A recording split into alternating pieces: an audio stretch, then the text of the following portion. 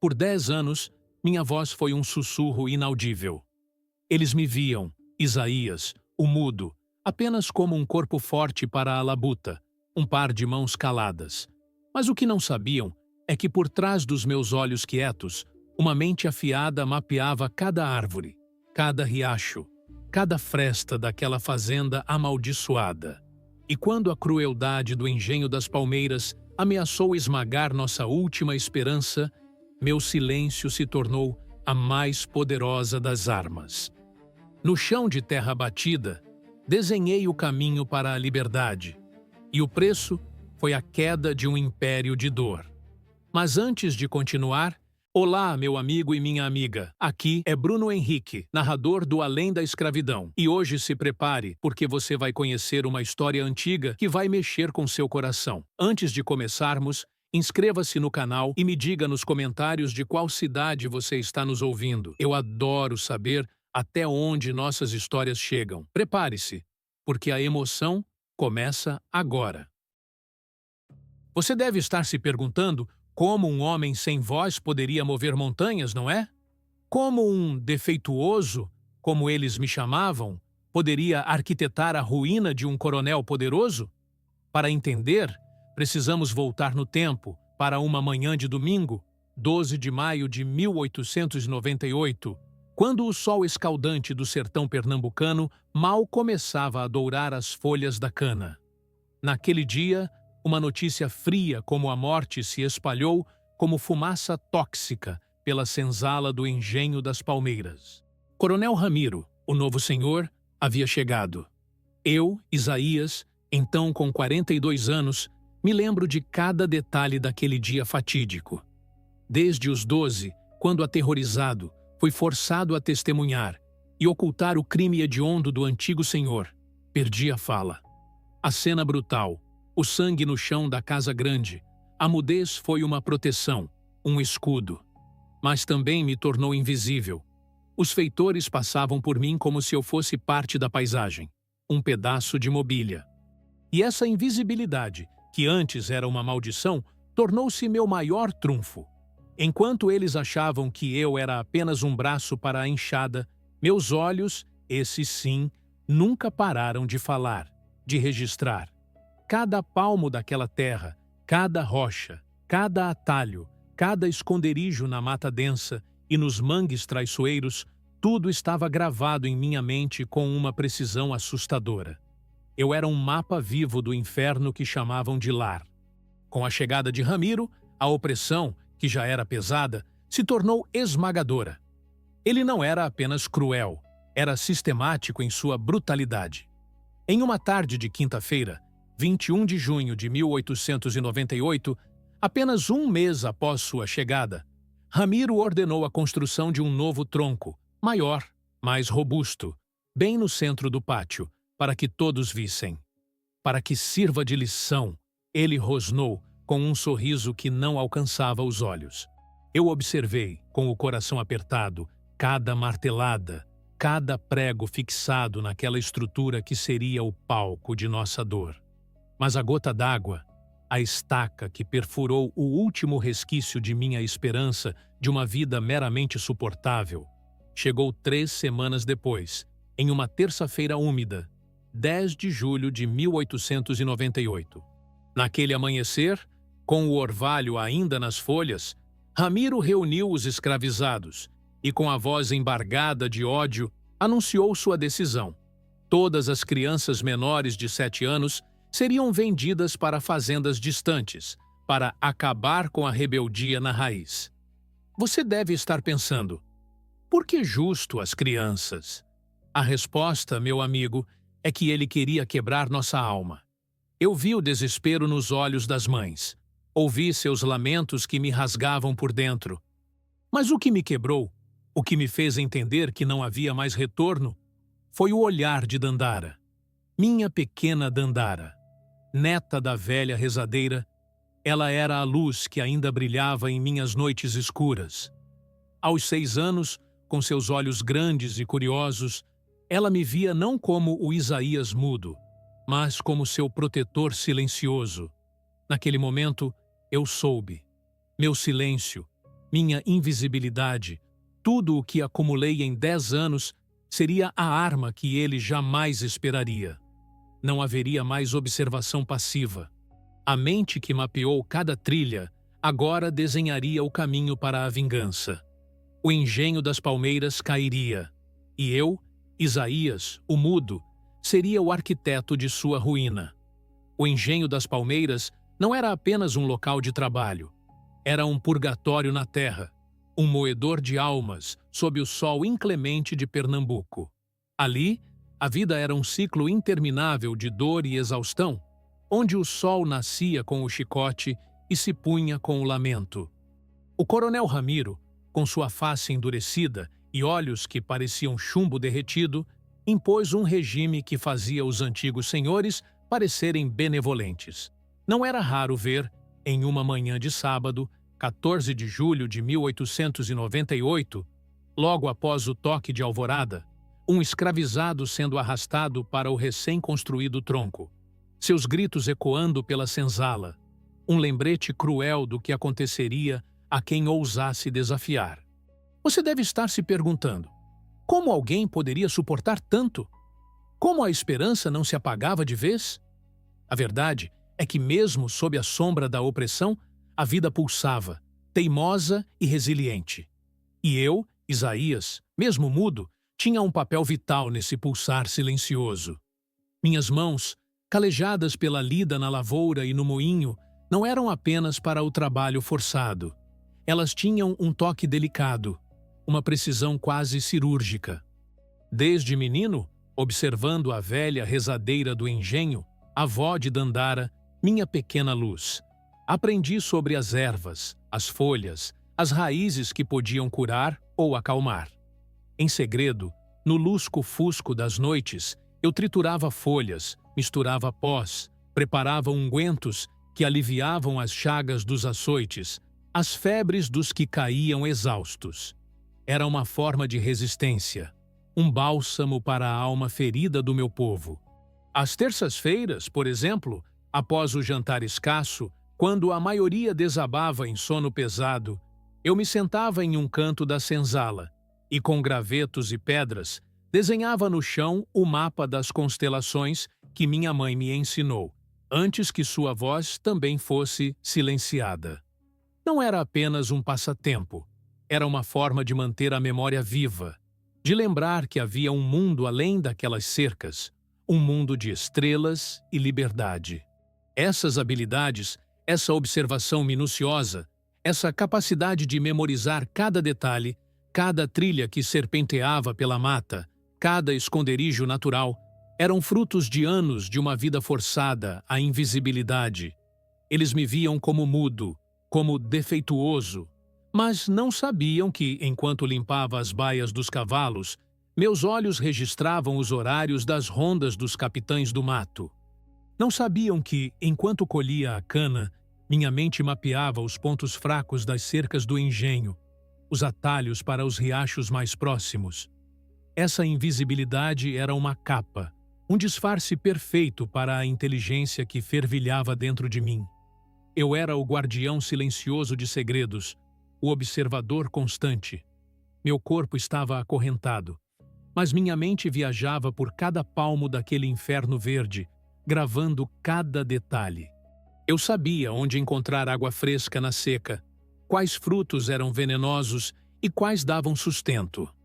Conhecia os atalhos mais curtos para o rio, os pântanos que afugentavam os cães e os mangues onde a mata era tão densa que se tornava um abraço de proteção. Essa era a minha humanidade, a minha essência, a de um homem calmo, introspectivo, mas com uma alma que sentia a dor de cada um dos meus irmãos e irmãs. Era essa profunda conexão com a terra e com o meu povo que me impulsionava. E foi essa humanidade, essa capacidade de sentir, que seria testada até o limite na manhã de 10 de julho de 1898. A decisão de Ramiro de vender as crianças menores de 7 anos, de arrancar nossos pequenos brotos da terra, não foi apenas um ato de crueldade. Foi uma declaração de guerra. Ver o terror nos olhos de Dandara, minha pequena neta espiritual. Foi a última fagulha que acendeu um fogo em meu peito que nem mesmo o silêncio de anos poderia conter. Naquele momento, sob o sol implacável que testemunhava tanta dor, a decisão foi tomada. Minha mudez havia me dado a visão, e minha visão agora daria voz à revolução. E já que você está conosco nessa jornada de resistência e memória, aproveite para compartilhar este vídeo com seus amigos e familiares. Ajude-nos a levar essas histórias que precisam ser contadas para mais pessoas. Cada compartilhamento é um grito de liberdade. Aquele 10 de julho de 1898, uma terça-feira que parecia um luto antecipado, com o anúncio da venda das crianças, selou meu destino. Eu vi o terror nos olhos de Dandara, minha pequena flor, e a impotência se transformou em uma ráfaga de fogo que queimava em minhas veias. Por décadas, a mudez foi um fardo, uma prisão. Naquele momento, ela se tornou um escudo, uma arma. Eu não poderia gritar, mas meus olhos gritavam por dentro, e minha mente, essa mente, havia acumulado mais do que apenas observações. Ela havia forjado um plano. Você deve pensar que essa decisão veio com um clamor, com um rompimento dramático. Mas a verdade é que, para Isaías, o mudo, a transformação foi silenciosa como a noite, porém profunda como o abismo. Naquela mesma noite, sob o pálio escuro do céu, sem que ninguém percebesse, me isolei em um canto da senzala. Meus dedos, antes usados para curar, agora tremiam com uma nova energia, uma urgência. Eu sabia que precisaria de mais do que apenas meus olhos e minha memória. Precisaria de mãos, de vozes que pudessem levar minhas ideias adiante. Mas não qualquer voz. Vozes de confiança, corações que ardessem com a mesma sede de justiça. Meu primeiro alvo foi Zumbi. Não o Zumbi dos Palmares, mas Zumbi, o ferreiro do engenho. Um homem forte, de ombros largos, com cicatrizes que contavam histórias de resistência silenciosa. Ele havia chegado ao engenho das Palmeiras há 5 anos, vindo de uma fazenda onde sua esposa havia sido chicoteada até a morte por derrubar um pote de farinha. A dor ainda morava em seus olhos, mas também a força de quem já havia perdido tudo. Eu o observei por semanas. Percebi sua raiva contida, sua disciplina no trabalho. Em uma quinta-feira, 19 de julho de 1898, enquanto trabalhávamos lado a lado no canavial, sob o sol das 2 da tarde, deixei cair um graveto aos seus pés. Em vez de simplesmente pegá-lo, curvei-me e, com um movimento rápido e discreto, desenhei na terra um pequeno círculo com um ponto no centro. Um olho. Ele me olhou, primeiro confuso, depois um lampejo de compreensão. Zumbi era um homem de poucas palavras, mas seus olhos, como os meus, falavam volumes. Naquela noite, após o toque de recolher, ele se aproximou de mim e, com gestos, perguntou: "O que você vê, Isaías?" Minha resposta, também em gestos, foi apontar para a casa grande e, em seguida, traçar um caminho para longe, para a mata. O segundo a ser procurado foi Cida, a cozinheira. Uma mulher miúda, mas com um espírito de leoa. Ela era a guardiã das fofocas e dos segredos que flutuavam entre a casa grande e a senzala. Cida tinha um filho de 5 anos, Luan, que estava entre as crianças destinadas à venda. A dor dela era palpável. Eu a abordei em uma tarde de sábado, 21 de julho de 1898, enquanto ela preparava o angu para a ceia. Com a ponta do dedo molhada na água do pote, desenhei na bancada de madeira um pequeno mapa da despensa do coronel. Ela olhou para o desenho, depois para mim, e seus olhos se arregalaram.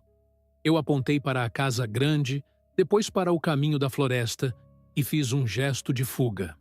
Ela compreendeu. Cida não só tinha acesso à casa grande, como também um profundo conhecimento dos hábitos de Ramiro e seus feitores. Sua indignação era combustível puro. Por fim, veio Amélia, a velha rezadeira e avó de Dandara. Ela já era uma líder espiritual, uma voz de consolo para os aflitos. Amélia havia tentado de tudo: orações, feitiços, a busca por ajuda de alforriados distantes. Mas a crueldade de Ramiro era implacável. Eu me aproximei dela em uma noite de domingo, 22 de julho de 1898, sob o brilho tênue da lua. Levei comigo uma pequena trouxa de ervas que ela me havia ensinado a colher. Amélia entendeu. Eu, Isaías, o mudo, estava ali, não como um aprendiz, mas como alguém que trazia um novo tipo de reza. A reza da ação. Com meus dedos, desenhei na terra batida da sua cabana um esquema simples. Uma casa, a casa grande, e linhas que levavam para longe, para a liberdade. As lágrimas rolaram em seu rosto enrugado, mas não eram lágrimas de tristeza, e sim de uma esperança que ela havia quase abandonado. Zumbi, Cida e Amélia. 3 almas feridas, unidas por um mesmo propósito. Eles se tornaram meus ouvidos, minhas vozes, minhas mãos. Juramos, em um ritual simples e silencioso, na madrugada de 25 de julho de 1898, sob o olhar das estrelas que Isaías tão bem conhecia, que o engenho das palmeiras cairia. Aquele juramento não foi proferido com palavras, mas com a fúria dos nossos corações e a determinação em nossos olhos. Meu silêncio havia encontrado seu eco. E já que você está acompanhando essa história de coragem e resistência, não se esqueça de deixar seu like e de se inscrever no canal para não perder nenhuma de nossas próximas narrativas. Sua participação fortalece a voz desses heróis esquecidos. O juramento feito sob a lua na madrugada de 25 de julho de 1898 não era apenas uma promessa. Era a semente de uma revolução. Eu sei o que você está pensando. Como um mudo se comunicaria com seus cúmplices? Como traçaria um plano complexo sem uma única palavra? A resposta residia naquilo que sempre me definiu: a observação, a memória e a arte de desenhar. Minhas mãos, calejadas pela labuta, eram agora os instrumentos de um gênio silencioso. A cada noite que seguia, após o pesado trabalho nos canaviais e nos moinhos, quando o engenho das palmeiras mergulhava em um sono pesado e falso, nós nos reuníamos, não na senzala principal, onde os olhares dos feitores podiam espreitar, mas em um barracão abandonado, escondido atrás da moenda, onde o cheiro de melaço fermentado disfarçava nossa presença. A luz bruxuleante de um braseiro, alimentado com gravetos secos, era nossa única testemunha. No chão de terra batida daquele barracão, Isaías passava a desenhar. Com gravetos afiados e, por vezes, a própria ponta do dedo, eu traçava linhas e símbolos. Não eram rabiscos infantis, mas mapas detalhados, fruto de décadas de observação. Primeiro, os contornos do engenho, a casa grande e imponente, os alojamentos dos feitores, os estábulos, os moinhos de cana. Em seguida, as cercas, com seus pontos mais fracos marcados com um X. As rondas dos capitães do mato eram representadas por linhas pontilhadas, com setas indicando seus horários e trajetórias exatas, que eu havia memorizado em anos de invisibilidade. Você não pode imaginar a precisão desses desenhos. Eu marcava os esconderijos de água doce na mata, essenciais para a fuga, simbolizados por pequenos círculos com ondas. Os locais com árvores frutíferas eram pequenos pontos que indicavam o sustento. Os mangues, um labirinto natural que amedrontava os feitores, eram desenhados com linhas sinuosas, mostrando as trilhas mais seguras, os caminhos onde os cães de caça perderiam o rastro. Zumbi, com sua inteligência prática, compreendia os detalhes arquitetônicos. Cida, com sua astúcia, captava os padrões de movimento. E Amélia, com sua sabedoria ancestral, via nos mapas um chamado à liberdade. A escolha da data foi crucial. Eu sabia que Ramiro era um homem de festas. Em uma conversa ouvida por Cida, em uma manhã de sábado, 4 de agosto de 1898, Na cozinha da Casa Grande, o coronel mencionou que celebraria a paz e a ordem restauradas no engenho com um grande banquete na véspera do Dia de Reis, 5 de janeiro do ano seguinte. 5 meses de espera. 5 meses para refinar cada detalhe. O banquete seria a nossa cortina de fumaça, o momento em que a guarda do Senhor e de seus homens estaria mais baixa, suas mentes entorpecidas pelo vinho e pela ilusão de controle. O método seria tripartido. Primeiro, desarmar. Zumbi, com sua força e conhecimento de metais, seria o responsável por sabotar discretamente as armas dos sentinelas, tornando-as inoperantes na noite designada. Ele planejava forjar pequenas peças de metal que se encaixariam nos gatilhos dos mosquetes e espingardas, travando-os sem que percebessem. Isso seria feito nas semanas que antecederiam o levante, sob o pretexto de realizar pequenos reparos. Segundo, o caos e a interrupção. Os moinhos de cana, o coração econômico do engenho, seriam sabotados. Não destruídos de imediato, mas paralisados. Cida e Amélia, com a ajuda de outros escravizados, espalhariam sementes de plantas que eu conhecia, capazes de inchar rapidamente em contato com a água, dentro dos mecanismos, emperrando-os e criando a confusão necessária para desviar a atenção. Esse ato seria realizado na tarde do dia 5 de janeiro, horas antes da festa. Terceiro, a vingança poética. A Casa Grande, símbolo máximo da opressão, seria incendiada. Não de qualquer forma. Eu havia observado as correntes de ar, os pontos mais inflamáveis, a localização dos depósitos de aguardente e querosene. Amélia, com seus conhecimentos de ervas, prepararia uma mistura, a partir de resina de certas árvores e óleo de mamona, que, uma vez acesa, queimaria com uma intensidade e rapidez assustadoras, transformando o palácio do opressor em um farol de fumaça e chamas. Isso aconteceria no ápice da festa, quando o coronel Ramiro estivesse mais vulnerável e menos atento. O plano era meticuloso, construído peça por peça, graveto por graveto, palavra por gesto. Não era a fúria cega de escravizados desesperados, mas a estratégia calculada de mentes que aprenderam a sobreviver e agora a lutar. Cada um de nós tinha um papel, uma tarefa específica, e a execução dependia da sincronia perfeita, da paciência e da coragem. A liberdade não seria dada, seria conquistada. Se você está sentindo a indignação e a sede de justiça que Isaías sentia, deixe um comentário com a palavra liberdade abaixo. Queremos saber quem está com a gente nessa luta por memória e reconhecimento. Os meses que se seguiram àquele juramento silencioso foram uma dança perigosa entre a esperança e o terror.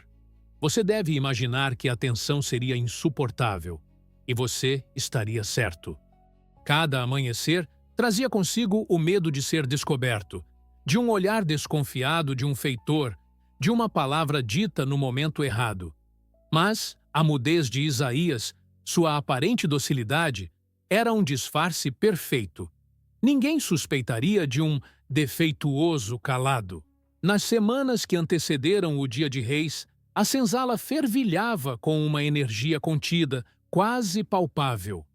Sob o sol quente de 20 de dezembro de 1898, Zumbi, com a desculpa de apertar uma ferragem solta no moinho, introduziu discretamente as pequenas peças de metal forjadas por ele nos gatilhos dos mosquetes e espingardas dos sentinelas. Era um trabalho de mestre, feito com a precisão de um joalheiro, mas com o objetivo de gerar morte. Ninguém notou nada. As armas pareciam intactas, prontas para a proteção do engenho. Amélia, com sua sabedoria ancestral, começou a recolher as ervas e resinas necessárias para a mistura incendiária. Não era um trabalho fácil. Em uma tarde de terça-feira, 26 de dezembro de 1898, Amélia e Cida se aventuraram na mata fechada, sob o pretexto de buscar lenha.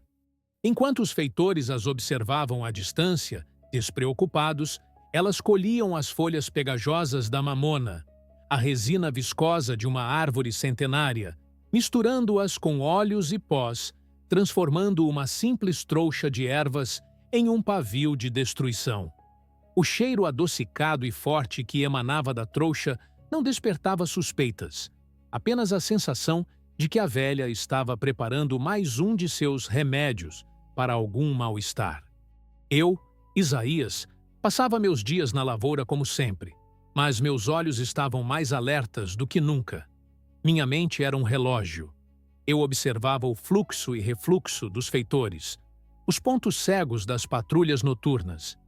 Em uma noite de sexta-feira, 29 de dezembro de 1898, enquanto o resto da senzala dormia, Zumbi e eu nos esgueiramos até os depósitos da Casa Grande. Eu havia desenhado o mapa, indicando a localização exata dos barris de aguardente e dos lampiões a querosene. Com a destreza de quem conhecia cada tábua daquele lugar, Zumbi abriu os barris, derramando cuidadosamente uma parte do líquido inflamável em pequenos recipientes de barro que seriam usados na noite da vingança. O cheiro forte da aguardente poderia nos entregar, mas a pressa e o silêncio eram nossos aliados. A tensão aumentava a cada dia. Você pode imaginar o aperto no peito, a garganta seca, o coração batendo descompassado a cada olhar cruzado com um feitor. Em uma manhã de segunda-feira, 1º de janeiro de 1899, o coronel Ramiro passou pela senzala com um sorriso satisfeito. Em breve, este lugar será um paraíso de ordem, ele bradou, com a voz carregada de prepotência. Mal sabia ele que o paraíso que ele imaginava seria o seu próprio inferno. O medo de uma traição era constante, um sussurro gelado no ouvido. Por que eu não desisti? Por que eu não pensei que seria impossível? A imagem de Dandara, minha pequena Dandara, sendo levada, me dava a força para seguir. O terror em seus olhos era a promessa silenciosa de que não havia volta. Ninguém ousou trair. O elo que nos unia era a dor compartilhada, a sede de justiça e a convicção de que Isaías, o mudo, tinha um plano que poderia nos libertar. A noite do Dia de Reis se aproximava, em uma sexta-feira, 5 de janeiro de 1899. A última reunião do grupo aconteceu na noite anterior, 4 de janeiro, no barracão secreto.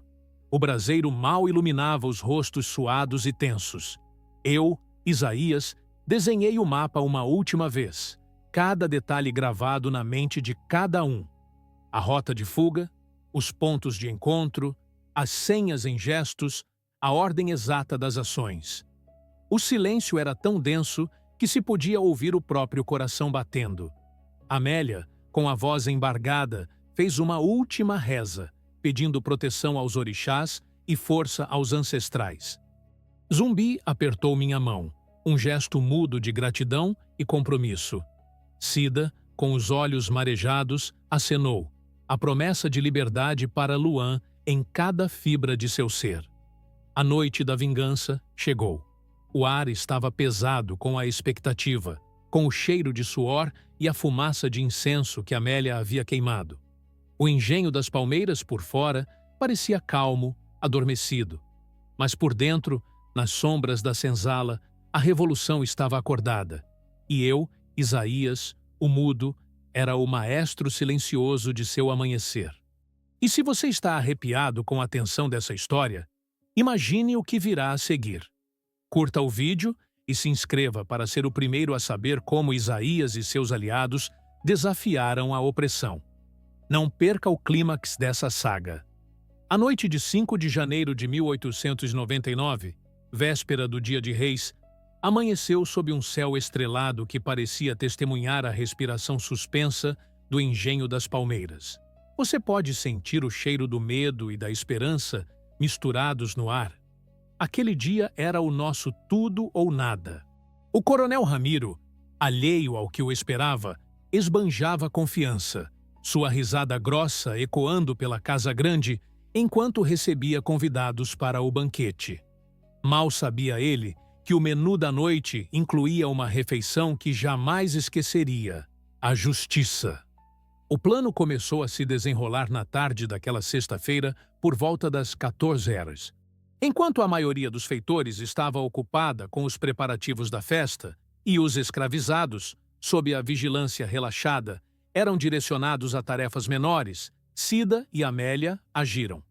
Com a desculpa de carregar sacas de cana para o moinho, elas e um grupo discreto de outros escravizados espalharam as sementes que Isaías havia indicado. As sementes, pequenas e quase imperceptíveis, foram estrategicamente depositadas nas engrenagens e nas correias dos moinhos. Você deve estar pensando: apenas sementes? O que elas fariam? Aguarde. As sementes incham com a umidade e a pressão, transformando-se em pequenos calços que emperrariam as máquinas. Um ataque silencioso, invisível. Em menos de 1 hora, os primeiros rangidos metálicos começaram. Depois, um chiado e, finalmente, um silêncio abrupto. Os moinhos pararam. A casa grande, em meio à festa, não deu atenção imediata. Deve ser um problema menor, Ramiro rosnou, dispensando o feitor que trouxe a notícia com um aceno de mão impaciente. A ignorância era sua maior aliada, e nossa. Chegou a noite. Por volta das 20h30, os tambores e violas da festa já ressoavam, abafando os sons da senzala. O coronel Ramiro e seus convidados riam alto, brindando à paz do engenho, embriagados por cachaça e vinho caro. Era o momento. Eu, Isaías, me movi pelas sombras, meus pés descalços mal tocando o chão, meus olhos varrendo cada canto, cada fresta, buscando o sinal de Zumbi. Às 21h, Zumbi agiu. Com uma faca afiada, que ele havia escondido na manga da camisa, ele cortou as correias dos mosquetes dos sentinelas da entrada principal, transformando-os em meros bastões.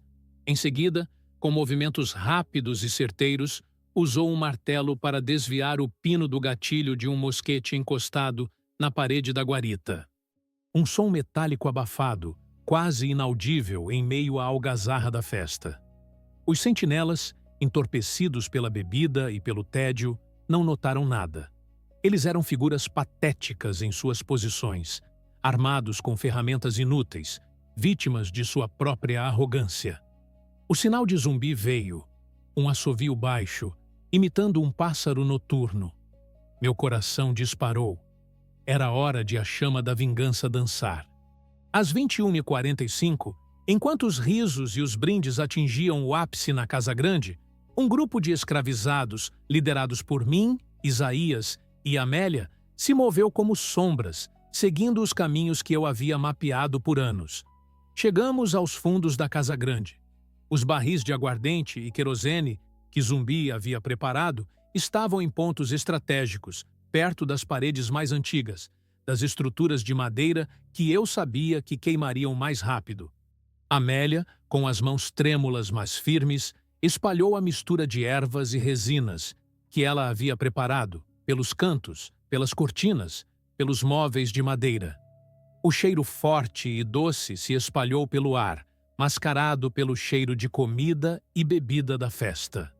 Eu, Isaías, peguei um graveto em chamas do braseiro que aquecia a comida para os escravizados e, com um olhar determinado, acendi o primeiro pavio. As chamas lamberam a madeira com uma voracidade assustadora. A mistura de Amélia transformou o fogo em uma fera incontrolável. Em poucos segundos, as cortinas se transformaram em tochas, o teto em um inferno em miniatura. Você consegue imaginar o terror nos olhos dos convidados do coronel? Os gritos de pânico começaram. Primeiro, sussurros. Depois, clamores. A fumaça escura subiu rapidamente, engolindo a casa. Às 22h, a Casa Grande era um inferno em chamas. Um farol de fumaça e fogo que se elevava contra o céu noturno. O coronel Ramiro, que minutos antes brindava a sua paz, agora cambaleava, tossindo e gritando ordens que ninguém ouvia. Seus olhos, antes cheios de desprezo, agora refletiam o puro terror. Eu o vi, por um breve momento, enquanto a fumaça engolia tudo, e em seus olhos vi a mesma impotência, o mesmo desespero que Dandara havia sentido. A justiça poética estava servida. Enquanto a casa grande desmoronava em cinzas, o resto do plano estava em andamento. Os escravizados, organizados por Zumbi e Sida, usavam os mapas que eu havia desenhado. As rotas de fuga eram seguras, os esconderijos de água e comida estavam prontos. Ninguém seria pego. A confusão no engenho era total. Os feitores e capitães do mato, desarmados e desorientados, corriam em círculos, tentando apagar o fogo ou resgatar o que podiam. Aquele 5 de janeiro de 1899, o Dia de Reis, não foi apenas a noite em que um engenho foi incendiado. Foi a noite em que o silêncio de Isaías encontrou sua voz mais alta. A noite em que a inteligência e a resistência triunfaram sobre a crueldade. A queda do engenho das Palmeiras foi um grito de liberdade, um testemunho silencioso do poder de um homem que não podia falar, mas que via tudo. Se você está impressionado com a ousadia e a inteligência de Isaías, toque no botão curtir agora mesmo e nos ajude a espalhar a história desse herói esquecido. A madrugada de 6 de janeiro de 1899, Dia de Reis, não foi marcada pelos tradicionais festejos, mas pelo som do crepitar das chamas e pela correria desesperada no engenho das Palmeiras. Você deve imaginar o caos. A casa grande, que antes irradiava o poder de Ramiro, agora era uma montanha de cinzas incandescentes, um farol de fumaça que se erguia aos céus, proclamando o fim de uma era de dor. Enquanto o fogo devorava o último pedaço de madeira daquele símbolo de opressão, a outra parte do plano de Isaías se desenrolava com precisão cirúrgica. Os escravizados, antes acorrentados por correntes invisíveis, agora se moviam com a leveza da liberdade. Sob a liderança de Zumbi e Sida, e com os mapas mentais de Isaías como guia, eles se dispersaram em grupos, cada um seguindo uma trilha na mata. Zumbi, com sua força, desarmou os poucos sentinelas restantes que ainda tentavam organizar uma resistência inútil. Não houve derramamento de sangue desnecessário, apenas a neutralização daqueles que tentavam impedir a maré da liberdade. O objetivo não era a matança, mas a libertação. E a mensagem, deixada para trás nas cinzas, era clara.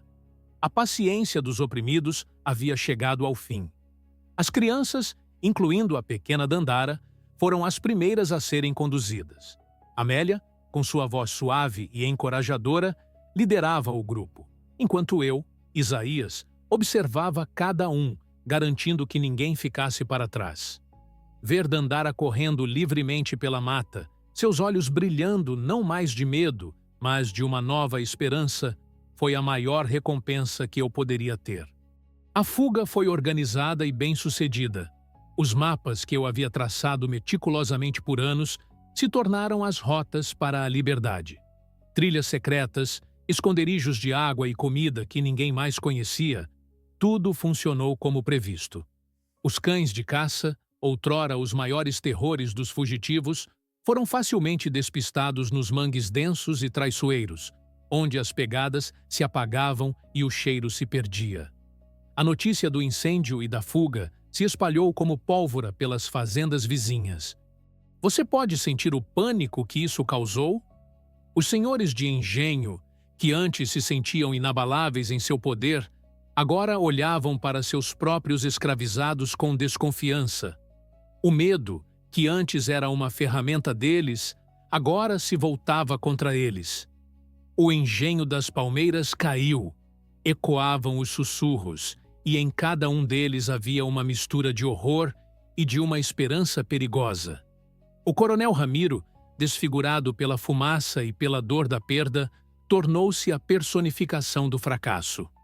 Seus gritos de vingança eram vazios, abafados pelas cinzas de seu império. Ele organizou uma caçada humana com capitães do mato e cães, mas era tarde demais. O rastro de Isaías e de seu povo havia se dissolvido na imensidão da mata, nas trilhas invisíveis que só eu conhecia. Eles procuravam por corpos, por rastros de violência, mas encontraram apenas o vazio, o silêncio que se recusava a confessar o segredo da liberdade. O destino dos que fugiram era incerto, mas uma certeza permeava seus corações. Eles estavam livres. A meta agora era alcançar um quilombo distante, cujos caminhos eu, Isaías, havia mapeado em meus sonhos mais profundos. O engenho das palmeiras, que parecia inabalável, desmoronou em cinzas e fumaça, um testemunho silencioso do poder de um homem que não podia falar, mas que via tudo. Aquela noite de 6 de janeiro de 1899 não foi apenas o fim de um engenho, foi o início de uma lenda. Uma lenda contada não por palavras, mas pelo eco de um mapa desenhado na terra, um mapa para a liberdade. Se essa história tocou seu coração e você acredita na justiça, mesmo que tardia, comente a palavra justiça abaixo. Sua voz é importante para manter viva a memória de Isaías e de tantos outros heróis. A fumaça do engenho das palmeiras que se ergueu aos céus naquela madrugada de 6 de janeiro de 1899 não era apenas o resquício de uma casa em chamas. Era um símbolo. Era o medo que se alastrava entre os senhores de engenho de todo o sertão de Pernambuco, aterrorizados pela ideia de que seus próprios escravizados pudessem estar, naquele exato momento, traçando um mapa de sua ruína. Você consegue sentir o arrepio que essa possibilidade causava? A revolta silenciosa de Isaías plantou uma semente de pavor nos corações dos opressores. O legado de Isaías, o mudo, não se resumiu apenas à queda de um engenho. Foi um grito silencioso de esperança para todos aqueles que ainda gemiam sob o chicote. A história de um homem que, privado de sua voz, usou seus olhos e sua mente para desmantelar um império de crueldade, ecoou por senzalas e quilombos, sussurrada em noites escuras, contada em segredo, passando de boca em boca. Ele se tornou uma lenda, um fantasma da liberdade. Mesmo com a intensa caçada humana que se seguiu, com capitães do mato e cães farejadores vasculhando cada canto da mata, o grupo de Isaías e os escravizados que o seguiram jamais foi encontrado. Eu sei o que você está pensando. Como desaparecer sem deixar rastros? A resposta estava nos mapas, naquelas trilhas secretas, nos esconderijos de água e comida que Isaías havia meticulosamente gravado em sua mente e desenhado na terra. Eles eram os mestres da invisibilidade, da camuflagem natural que a mata oferecia, e eu era o seu guia silencioso. A bravura de Isaías e de seus companheiros foi um lembrete contundente da resiliência do povo escravizado, da sua capacidade de transformar a dor em estratégia, a opressão em revolução. Era a prova viva de que a inteligência e a coragem podiam florescer mesmo nas condições mais desumanas.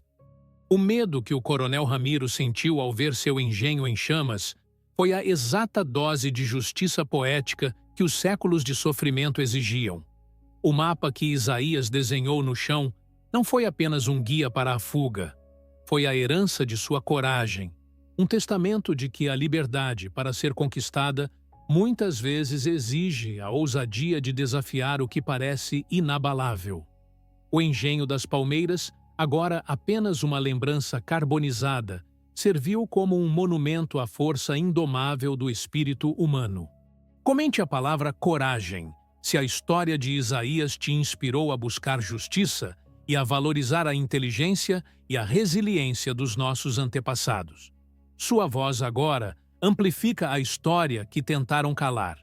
Compartilhe este vídeo para que mais pessoas conheçam a saga de Isaías, o mudo, o homem que derrubou um império com um mapa desenhado na terra. E assim, a história de Isaías, o mudo, se encerra, mas o eco de sua coragem e inteligência ressoa através do tempo. Ele nos ensina que a resistência não tem uma única face, nem uma única voz. Às vezes, os maiores atos de revolução nascem do silêncio, da observação minuciosa e da capacidade de transformar a opressão em estratégia. Se você se emocionou com essa jornada e quer conhecer mais sobre os heróis esquecidos que moldaram a história do Brasil com sua resiliência e luta, não perca os outros vídeos do nosso canal. Temos muitas outras histórias de bravura e resistência esperando para serem descobertas por você. Clique nos cards que aparecem na tela ou navegue pela nossa playlist de histórias inspiradoras.